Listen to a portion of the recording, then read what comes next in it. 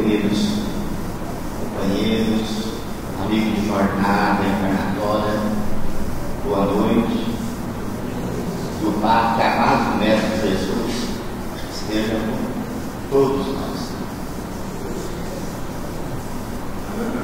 Hoje é um dia após o aniversário do nosso Mestre Jesus. Comemoramos ontem, esse aniversário junto dos nossos familiares. E que bom que vocês, após essas comemorações em família, puderam vir aqui hoje receber também um pouquinho desse medicamento maravilhoso que é o Evangelho segundo o Espiritismo. E antes de eu iniciar o tema da noite, até porque estamos no limiar de mais um ano, estamos entrando no ano de 2012, dito inicialmente pelos Espíritos, que é o ano da regeneração. Então, se é o ano da regeneração, eu consegui, e aí eu puxo um pouquinho o estilo da palestra, uma mensagem Sanai, que é um espírito de luz da Índia. É um dos primeiros livros que eu ganhei de uma amiga minha lá na UF, e ele segue na minha jornada no culto em família, após a leitura do Evangelho e discutindo com minha esposa e minhas filhas. Nós abrimos ao acaso uma das páginas desse livro, e sempre ali tem mensagens acalentadoras, mensagens que realmente nos tocam profundamente no nosso coração. E eu escolhi uma dessas mensagens porque tem muito a ver com esse ano novo.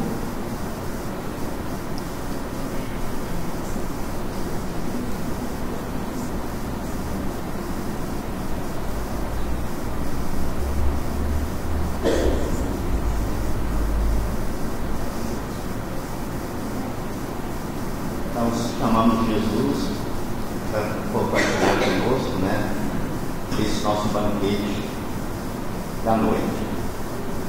E tem muito a ver com o tema da noite, que é fora da caridade não há salvação. A referência do livro que eu falo, inicialmente, é a mensagem de luz de Sanai, foi a psicofonia aí da Shirlene Soares Campos.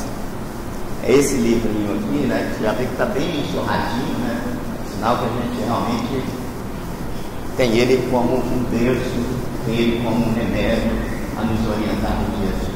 A mensagem é: ano novo, nova etapa de luta e crescimento. Meus caros irmãos, para aqueles que estão na Terra, o novo ano que começa representa a esperança de muitas realizações.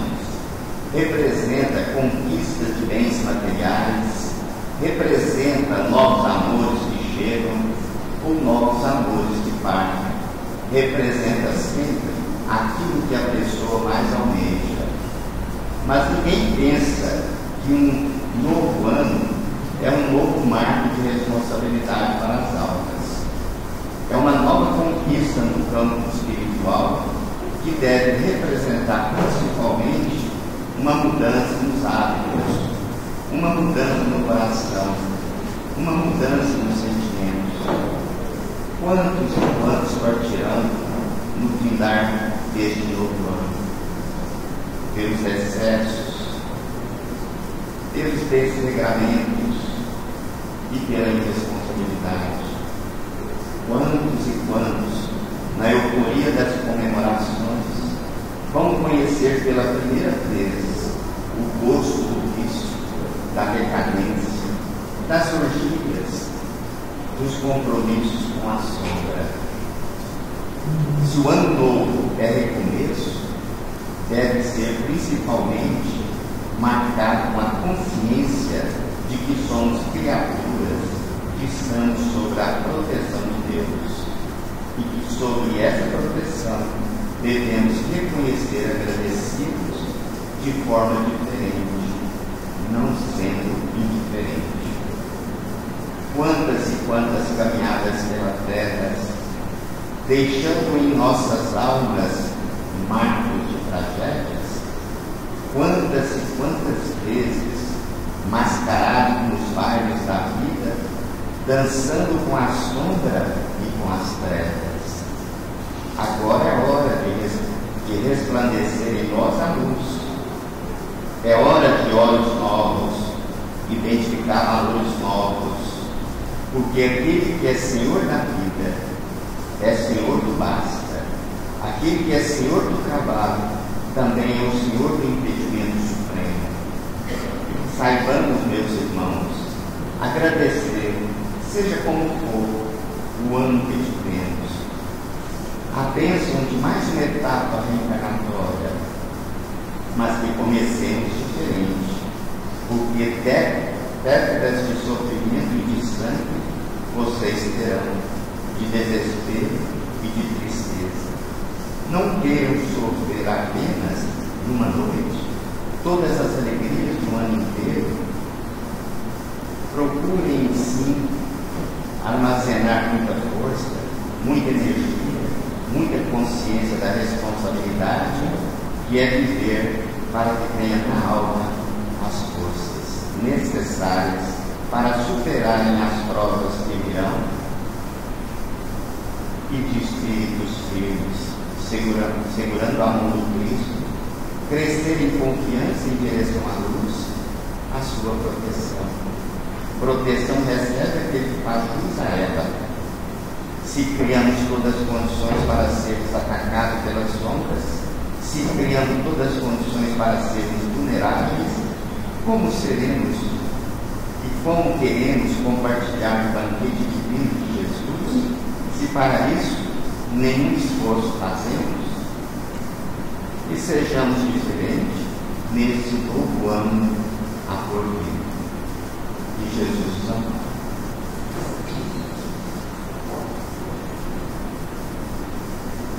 Falei que eu começaria diferente, né? Porque eu acho que a mensagem tem muito a ver com esse tema. Mas nós vamos falar sobre o capítulo 15 do Evangelho segundo o Espiritismo, fora da caridade com a salvação. Soldurade, na sua fala inicial, deve ser um dos itens, e eu considero também para mim, um dos itens mais importantes do Evangelho, porque a caridade está ao alcance de todos. Independe de conhecimento intelectual, independe de crença, de culto, todos nós podemos fazer caridade, porque ela está na nossa essência. Nós vamos falar hoje então sobre o item 6 e 7, necessária da caridade, segundo Paulo, na visão de Allan Kardec, na explicação dele. Fora da igreja não há salvação, fora da verdade não há salvação, e uma instrução do apóstolo Paulo sobre esse item, fora da caridade não há salvação. Mas eu acredito que, como muitos estão aqui pela primeira vez, e acredito também que todos não puderam participar, né, da exposição da nossa querida companheira Vera, a gente precisa fazer uma recordação dos primeiros itens deste capítulo 15. Então vamos recordar a exposição da nossa irmã, que foi anterior, né, na palestra anterior à do nosso amigo Lúcio.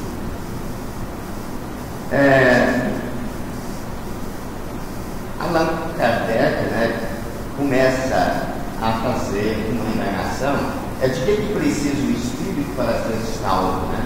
Os próprios apóstolos também fizeram essa pergunta a Jesus, e ele disse que fora da caridade não há salvação. E ele começa a explicar nessa sua fala uma passagem que está em Mateus, no capítulo 25, no versículo 31 a 46. Ele fala, né? Tive fome e me deste de comer, tive sede e me deste de beber, careci de perto e me hospedaste, estive nu e me vestiste, achei-me doente e me visitaste, estive preso e me foste ver. Como é, até os apóstolos depois indagam, mestre, como é, né, que o Senhor teve fome, quando é que o Senhor pediu comida a nós? Eles não entenderam a mensagem que Jesus estava colocando ali. Importante nessa exposição da nossa amiga Vera, que Jesus não considera a caridade como uma das condições para a salvação, mas como a condição única. E ele, nessa sequência, dá como exemplo de uma verdadeira caridade a parábola do bom samaritano. A noção de caridade está posta nessa parábola, de acordo com Lucas, no capítulo 10, versículo 25 a 37. Quer dizer, tinha um homem, né, que vinha de Jerusalém para Jericó, né, e foi assaltado no caminho dos salteadores. Então esse homem ficou muito machucado, estava caindo. Passaram por ele um sacerdote e não o socorreu. Um levita, que era considerado o doutor da lei, também não o socorreu. Passaram todos os dois sem ajudá-lo. O samaritano, que era considerado um herege, ele ajudou. Então a caridade está simbolizada na ação do samaritano. Embora menos esclarecido que os outros, quanto à lei de Deus, concretiza esse auxílio. Nós poderíamos buscar outros exemplos de verdadeira caridade, mas eu vou contar uma pequena história que todo mundo já deve ter ouvido, né, os lindos casos do Chico Xavier, uma historinha que mostra realmente o que seria uma verdadeira caridade. Chico Xavier, ainda morando pelo Leopoldo, onde de manhã ele almoçou charretinha, ia para a fazenda experimental de agricultura, e quando ele já estava preparando para sair, um amigo dele, chamado Fabiano, encontrou o Chico e falou: Chico, sabe quem desencarnou? Não. Quem?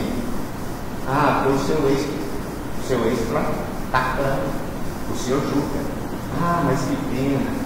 E ali naquela verdadeira fé e de posse de uma verdadeira caridade, ele faz uma linda prece a Jesus para que recolha esse seu amigo, seu ex-patrão, que tanto o ajudou na época que ele mais precisava, dando a Chico um emprego para sustentar a sua família.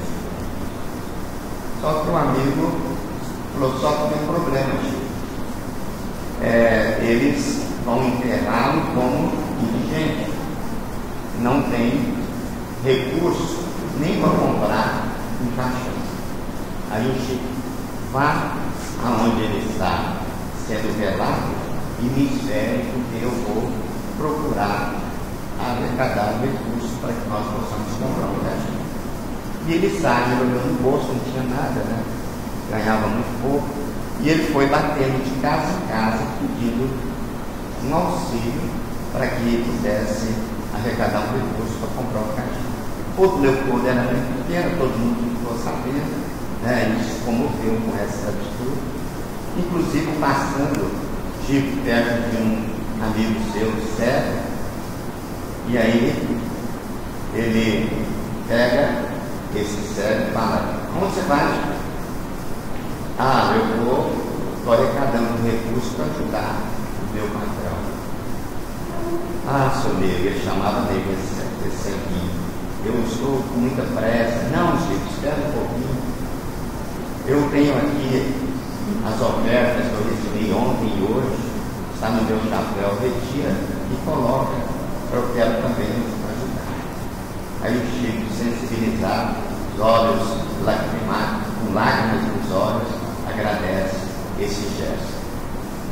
E ele consegue com isso comprar o caixão e fazer um enterro digno para o seu patrão. E quando Chico chega em casa, a família toda comovida, e Emmanuel, que era o seu guia espiritual, aproxima dele e sorri. Não foi preciso dizer mais nada. Ali estava um sentimento verdadeiro, uma verdadeira caridade. Então nós temos as visões da caridade, segundo Jesus, que é essa: amar o próximo como a si mesmo, fazer pelos outros o que gostaríamos que os outros fizessem, E essa é a expressão mais completa da caridade, porque resume todos os deveres do homem para com o próximo. Isso segundo Jesus. Ama a Deus sobre todas as coisas, então, aquele que o coloca como centro de sua vida, observa seus mandamentos e em tudo que percebe manifestação de seu amor.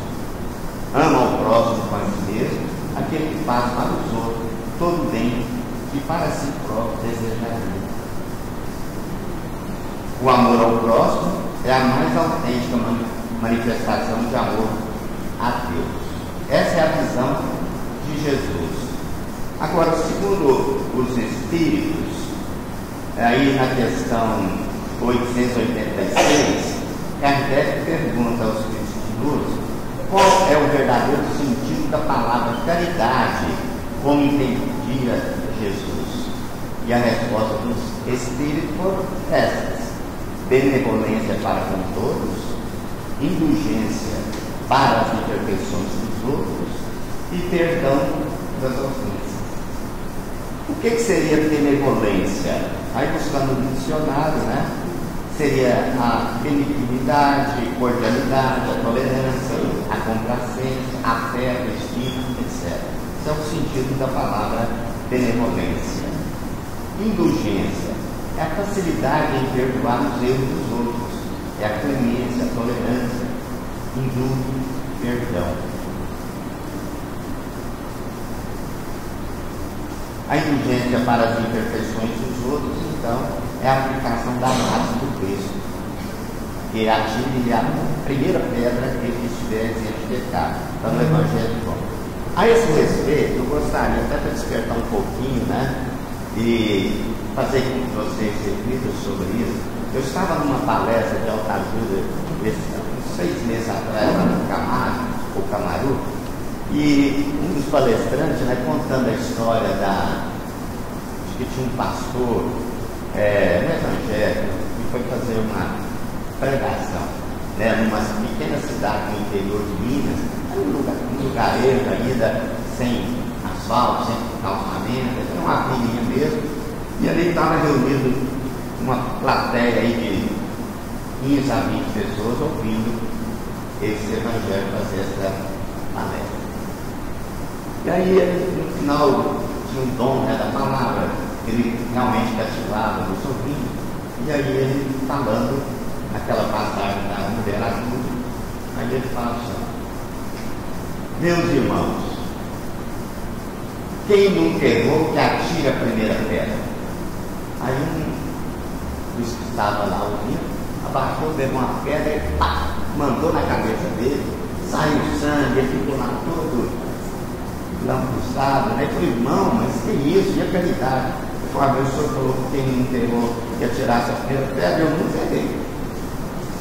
Quer dizer, desde que ele era pequeno, né, ele sempre gostava de tirar pedra nas manas, nas laranjas, né? Então, ele não entendeu a mensagem que o pastor estava falando. Bom, a caridade, segundo Kardec, é a alma do espiritismo. Não há verdadeiro espírita sem caridade. Kardec colocou isso na revista Espírita de 1868. Então, a caridade, né, em pensamento, a caridade em palavras, em atos, ela não é tão somente a esmola. E nós podemos dizer que a caridade é a antítese do egoísmo. Ou seja, para a gente eliminar o nosso egoísmo, vamos fazer a caridade. Bom, aqui começa o tema da minha palestra, né? Foi só uma recordação, porque a nossa querida irmã Vera nos brindou com a sua exposição naquele dia. Eu gostaria de começar a minha exposição fazendo uma indagação. Gostaria que vocês refletissem. Eu já dei a dica ali no início, com as exposições de Kardec, de Jesus, né, e do próprio Espírito. Mas para vocês, o que é a caridade? Pense um pouquinho. Será que caridade para vocês seria dar esmolas, levarmos comida aos necessitados, comprarmos uma rifa aí beneficente, distribuir sopa? Será que caridade é só isso? Eu acredito que se a gente fazer isso, daria à nossa consciência, né, aquele sentido de dever cumprir. Mas não é isso só. Falta muita coisa ainda. Então, quem vai nos explicar com mais detalhe o verdadeiro sentido da palavra caridade é o apóstolo Paulo. E aí ele fala inicialmente nesse item 6 do capítulo 15, diz o seguinte: não adiantaria eu falar todas as línguas, falar a linguagem dos anjos, fazer profecias, penetrar todos os mistérios, conhecer a ciência de tudo, ter fé que transporta as montanhas, distribuir todos os bens com os pobres, entregar o próprio corpo para o sacrifício da sua vida. Nada disso sem a caridade servirá para nós.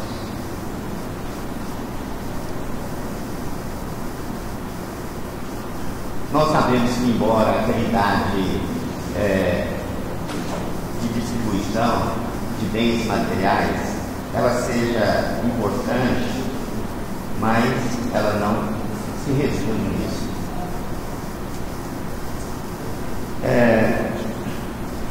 Eu gostaria, de explicar cada uma das passagens que Paulo fala sobre a caridade, já que ele coloca sem equívoco que a caridade está muito acima da fé e da esperança, né? E que a caridade, ela não depende do conhecimento intelectual, mas ela depende, todos podem fazê-la, porque está ao alcance de todos. E ela também não vai depender de nenhuma crença, não é só a religião A ou B ou C é que tem a prerrogativa de conseguir o reino do céu, não é isso, né? Então eu gostaria de começar cada uma das falas e explicar. Até que é bom que a gente leia novamente aquilo que o Sr. Durade fala, a gente já viu isso. Mas será que nós concentramos, absorvemos cada uma dessas palavras, cada uma dessas frases que o apóstolo Paulo fala na sua epístola 1 aos Coríntios? Porque isso está numa carta que ele envia aos Coríntios, né? Como Paulo não podia, o apóstolo Paulo, né, não podia estar presente em vários locais, e ele era muito requisitado, ele tinha o hábito de fazer as epístolas. Então, pequenas cartas, mandava aos filipenses, aos romanos, aos coríntios e outros, né? São vários povos da época que ele mandava essas cartas para instruir os ensinamentos de Jesus, né? Então veja o seguinte: ainda que eu falasse a língua dos homens e dos anjos e não tivesse caridade, seria como metal que soa ou como um cinto de tinta. O que será que Paulo quis dizer com isso? Reflita. Vocês entenderam qual é o sentido dessas colocações aqui que nós devemos entender à luz do Evangelho? Esse trecho eu considero como um alerta a todos que são oradores. Eu me incluo aqui, né? Seja ele espírita, católico, evangélico, bandista ou qualquer pregador que fale dos ensinos divinos. Olha, de nada adianta ser belo na palavra e pobre nas ações. O exemplo de mudança íntima, de luta constante contra as imperfeições, deve fazer parte da vida dos que se dedicam a divulgar a mensagem cristã. Conheceremos Se a árvore é boa, pelos frutos, alertou Jesus. Caso contrário, a palavra será como um sino quietinho, ou seja, fará muito barulho e chamará a atenção, mas não vai modificar os corações e a inteligência a quem ela é direcionada. Então, antes da gente, até para a gente convencer, é preciso dar o exemplo. E a gente conhece aí muitos, falam, tem o dom da oratória, mas são como os túmulos, caiados por fora e podre por dentro. É isso que Paulo nos alerta sobre essa frase, que ela é mais direcionada aí para aqueles que divulgam a mensagem de Jesus. E ele continua na sua epístola dizendo a frase seguinte: e ainda que tivesse o dom da profecia e conhecesse todos os mistérios e toda a ciência, e ainda que tivesse toda a fé, de maneira tal que transportasse os montes e não tivesse caridade, eu nada seria. Esse também é outro ponto para a gente fazer reflexão. E Paulo queria nos dizer com essa mensagem. Eu falo que ele dizia porque quem sabe nós estávamos lá em Corinto, Como nós tivemos várias encarnações, podia estar lá ouvindo isso aí. E nós não entendemos na realidade isso. Mas a explicação é simples. Ter conhecimento espiritual não faz do ser um indivíduo caridoso. Você pode ler todos os livros espíritas que foi mais fácil escrever aqui, o Chico psicografou, todos os livros da codificação, mas se você não for caridoso, nada disso vai adiantar. É Jesus mesmo que se diz agradecido a Deus por haver escondido os mistérios divinos dos sábios e os revelado aos simples. Está em Mateus, capítulo 11, referindo-se ao sentimento e à fé nos ensinamentos espirituais. A mediunidade e o entendimento das leis do universo dão sim ao ser maior responsabilidade em frente à vida, e de posse disso devem seus detentores modificar suas condutas e buscar a humildade. A fé também não é sinônimo de caridade, pois sem obras é morta, segundo o apóstolo Tiago em sua epístola. Com a afirmativa de que por mais fé que tivermos em Deus e em nossas próprias forças, nada seremos se não tivermos a caridade. Paulo chama a atenção dos religiosos em geral. Porém, muitos de nós acreditamos que a crença inabalável é porta aberta para a ajuda do alto. Porém, se não nos ajudarmos praticando aquilo que nos cremos através do bom exemplo, qual é a vantagem de possuir a fé?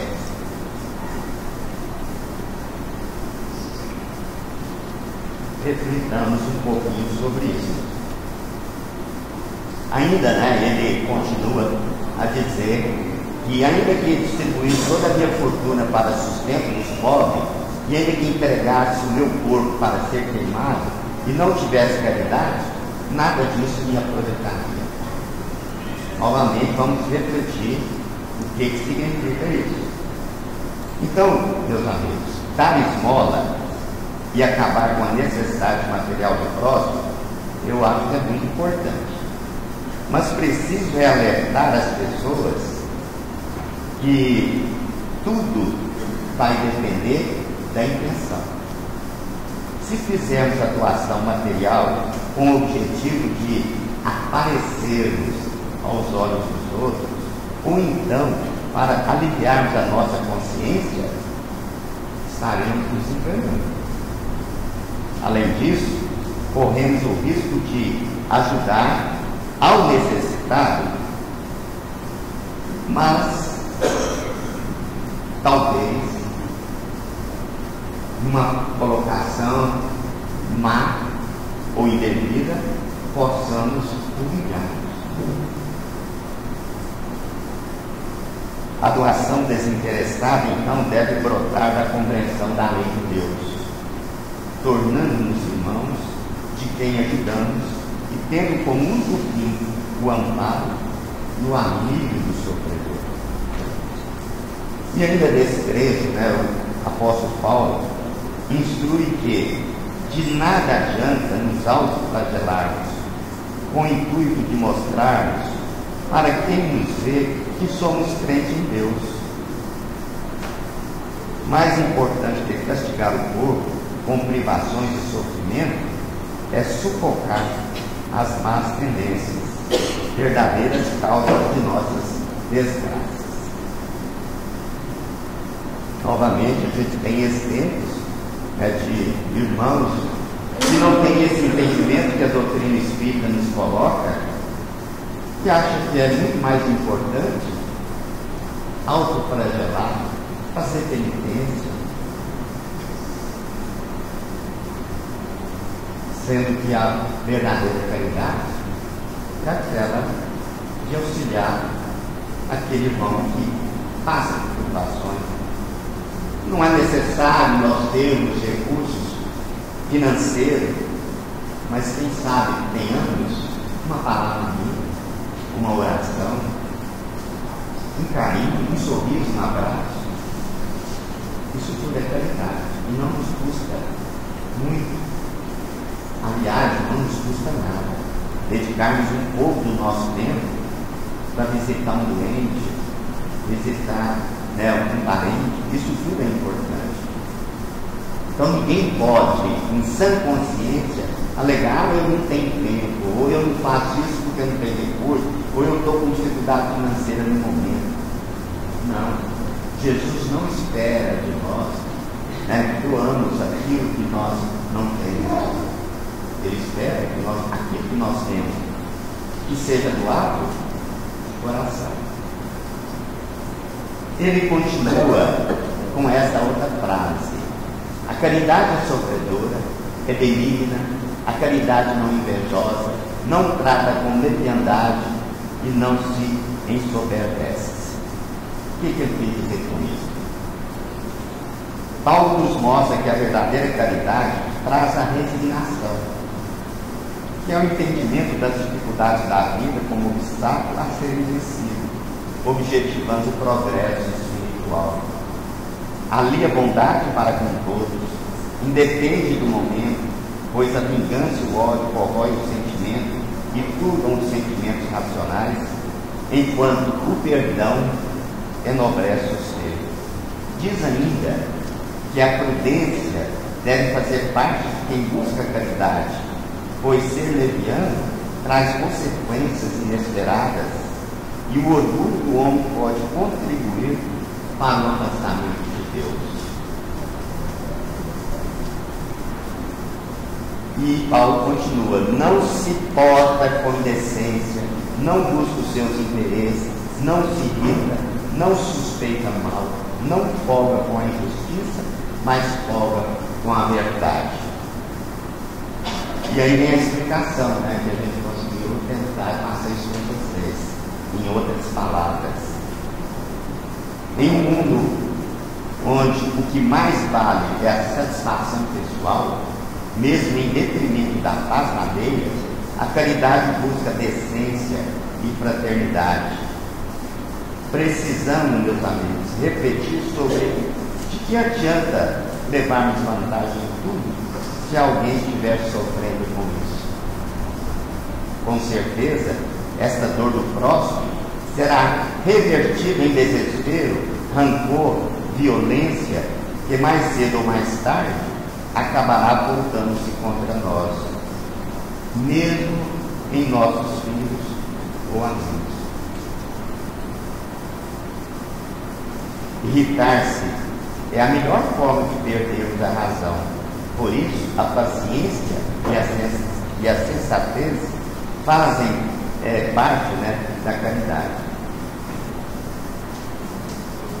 E é importante que a paciência da texto vai nos fazer refletir antes de agir. Assim, devemos lembrar que a justiça divina e também a humana irá se fazer mais presente em nossa sociedade, libertando os seres das mentiras e intrigas que envolvem interesses pessoais. É a verdade prevalecendo, e só ela pode nos libertar da ignorância, já nos dizia Jesus. Na sequência ele fala: tudo sofre, tudo crê, tudo espera, tudo suporta. Sabemos, né, que tudo tem a sua hora. Saber esperar é próprio da eternidade. Quando o ser amplia sua visão além da vida material, vê no horizonte a luz necessária para manter-se animado e vivo. Busca na sabedoria cristã o esclarecimento para suas dúvidas, deixando de lado o desespero. É o caminho do equilíbrio proporcionado pela caridade.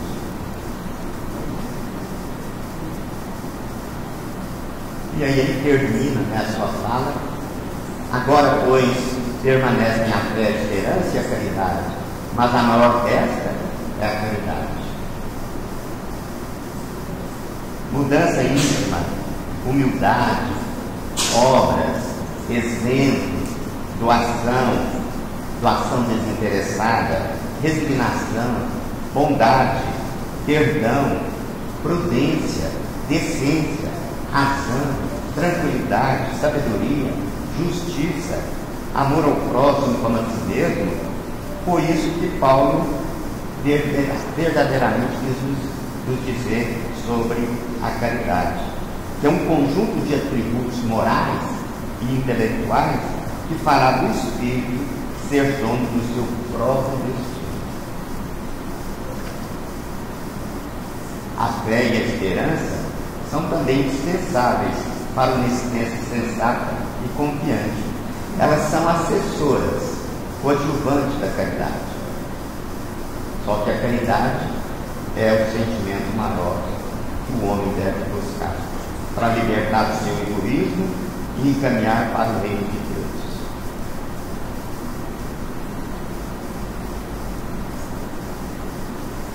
E todos os deveres do homem se encontram então resumidos nessa máxima: que fora da caridade não há salvação.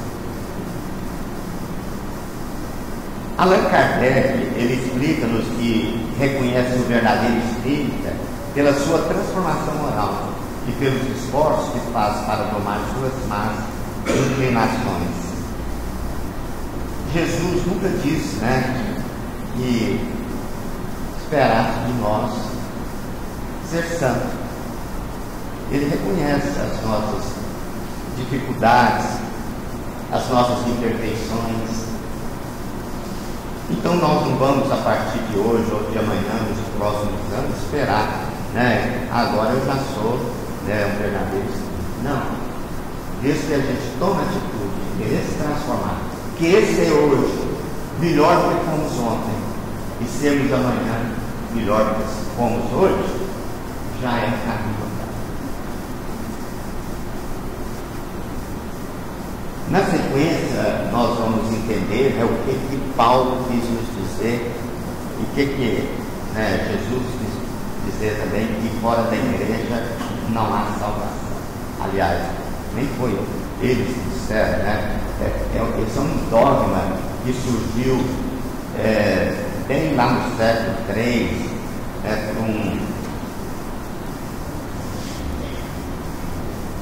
por um senhor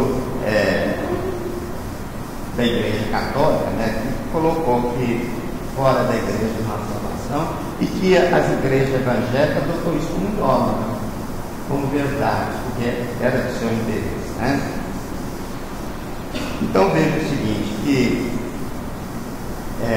esta informação que fora da igreja não há salvação, ela começa a nos orientar da seguinte forma: enquanto aquela máxima que diz o seguinte, fora da caridade não há salvação, ela apoia-se num princípio universal, abrindo a todos os filhos de Deus o acesso à felicidade suprema. O dogma fora da igreja não há salvação apoia-se não na fé fundamental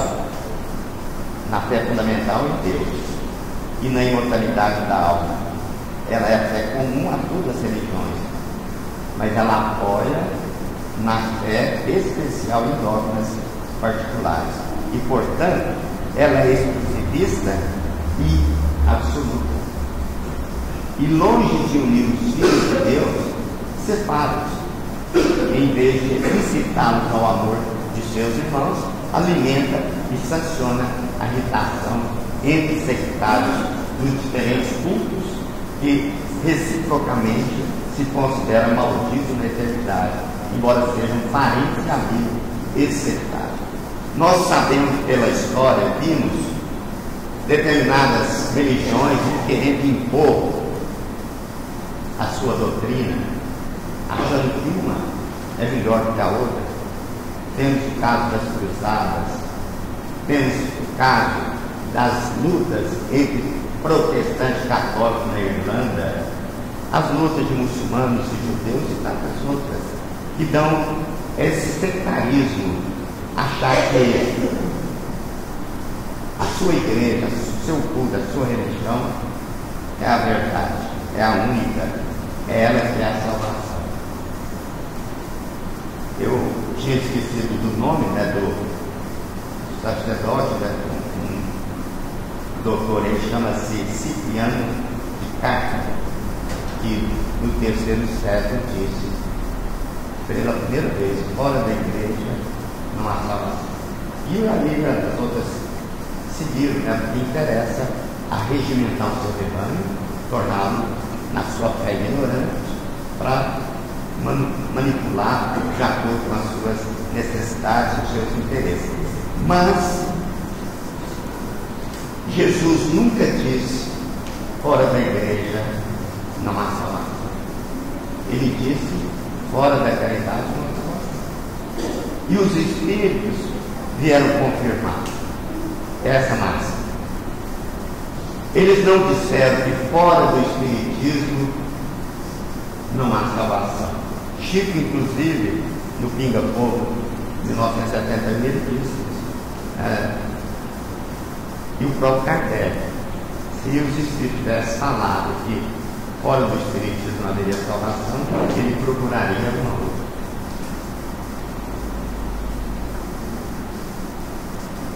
E aí nós temos a pergunta clássica de Kardec aos Espíritos.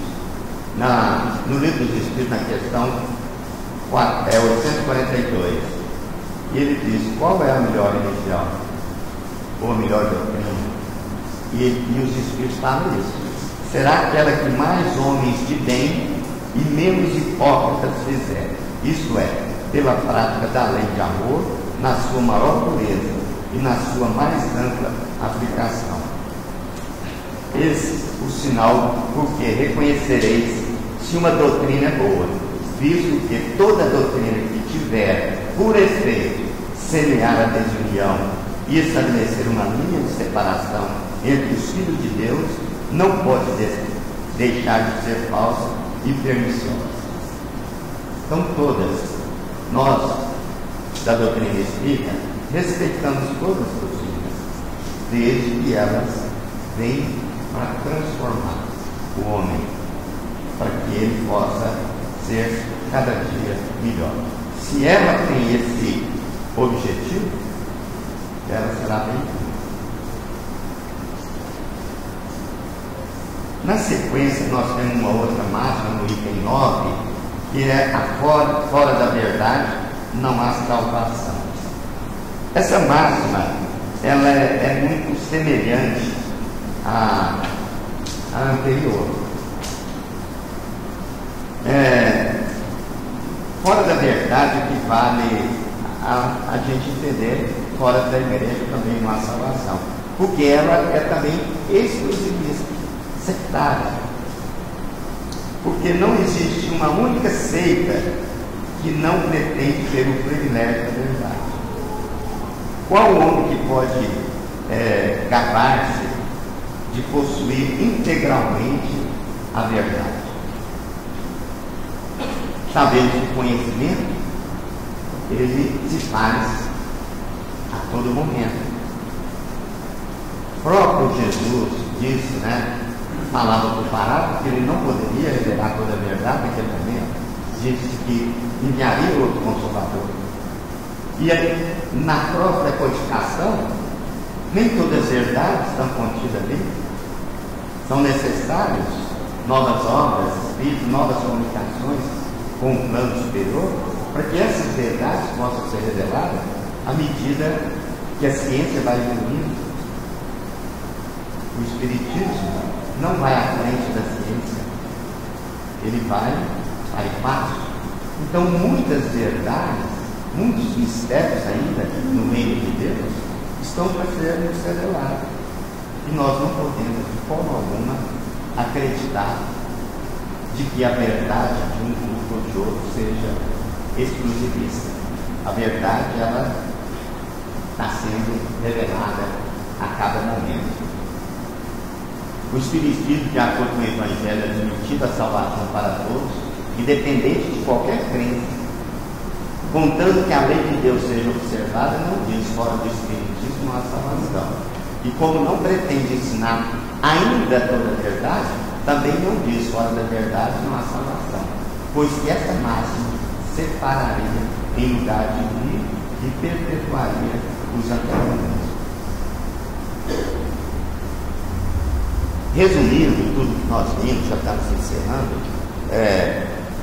fora da igreja não há salvação, a gente tem que entender que esse ensinamento contraria o ensino do Cristo, contraria a lei evangélica.